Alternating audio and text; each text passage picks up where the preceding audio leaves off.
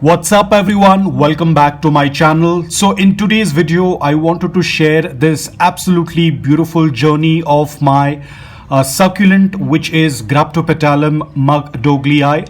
A lot of people tend to get confused this succulent with haworthia prolifica, but there is a major difference. I will share the difference at the end of the video. But right now we will talk about the journey of this beautiful succulent. Now a lot of people tend to kill their succulents by overwatering. My case is completely opposite. I tend to usually kill some of my succulents because of underwatering. Now as somebody had commented on my last video, when you have a lot of plants or a lot of succulents, anything in excess, it becomes a little difficult to take care of all of those things, and watering is one of the thing that I usually tend to forget.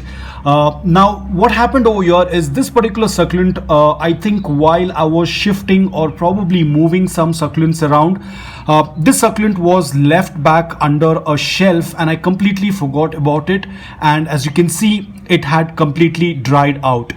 This is excessive case of underwatering wherein all the succulents have dried out. It gives an appearance that the succulent has rotted, but that's the confusing thing between rotting and drying. Both of them have a very similar characteristics, that is it tends to brown and turn darker. So this in this image you can see it was completely dried out, but I noticed that there was a little bit of hope in this bunch. There was one succulent that was standing out and was asking for help, so I immediately took it out. I checked, it had roots. Now that is the best thing. If you have roots on a succulent, you have solved 90% of your problem. So luckily it had roots. I went ahead and put it in the soil mix, which is 80% of aquarium sand and 20% of filtered garden soil.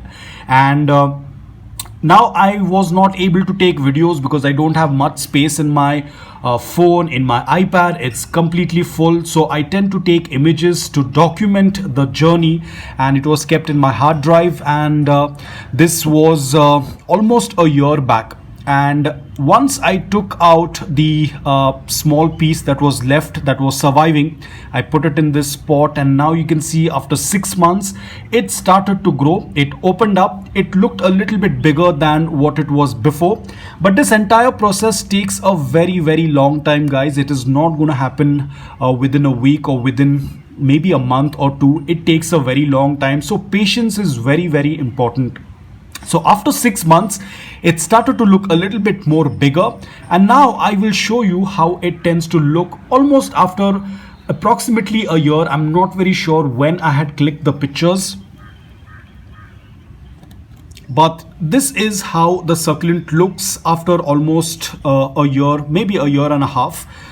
You can see it has put out 2 of the offshoots or offsets, because Graptopetalum Macdougallii is one of the variety of Graptopetalum, which is very different. A lot of our Graptopetalums are more on the purples, the grays, or more like the ash gray color, but this is one of the Graptopetalum variety that is green in color, that doesn't change a lot of color. It might get a little bit reddish tips when it is stressed, but otherwise it's always green in color. You can offer it morning direct sunlight as well, there is no issue.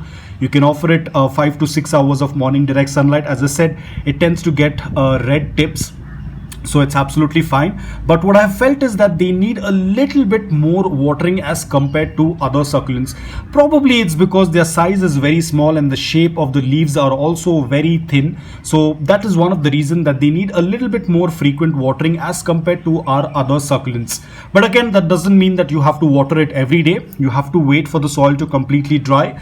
Usually we tend to wait for a couple of more days after the soil is completely dry in other succulents. In this, probably once the soil is completely bone dry, you can go ahead and water it after a day or maybe after 2 days. Don't wait for a very long time, otherwise they will start to close inwards like this.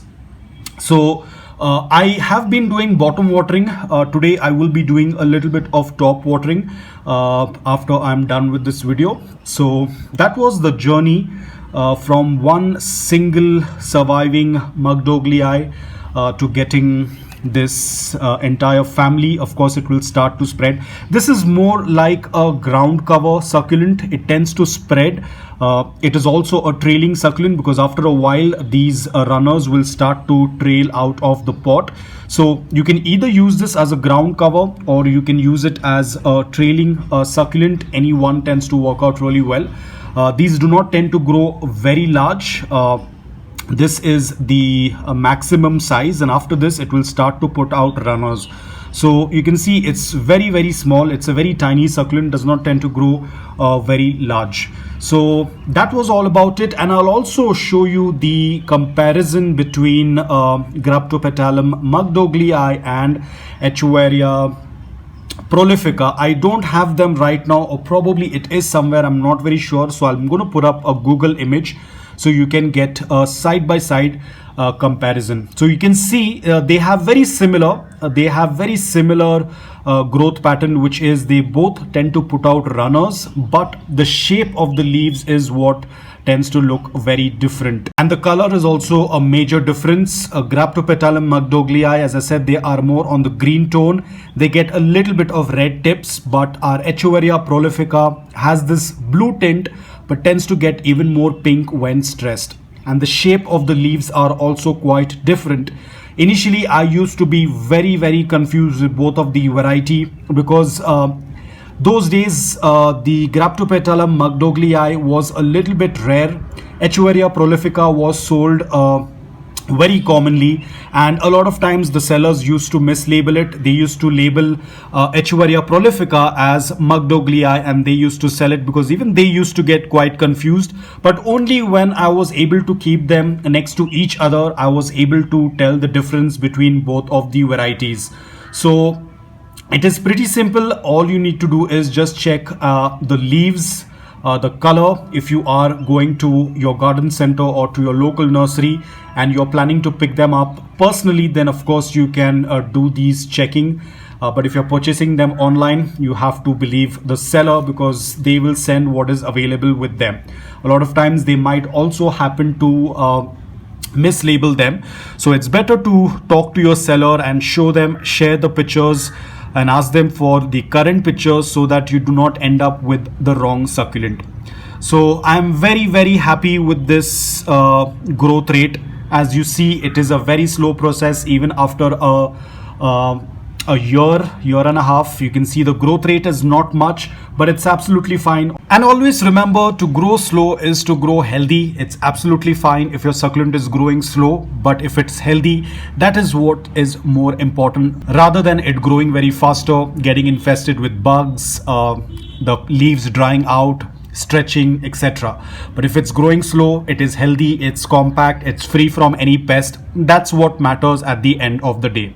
So that's about it, guys. I hope that you liked this video. If you did, please hit the like button, and if you're new to my channel, please consider subscribing to it.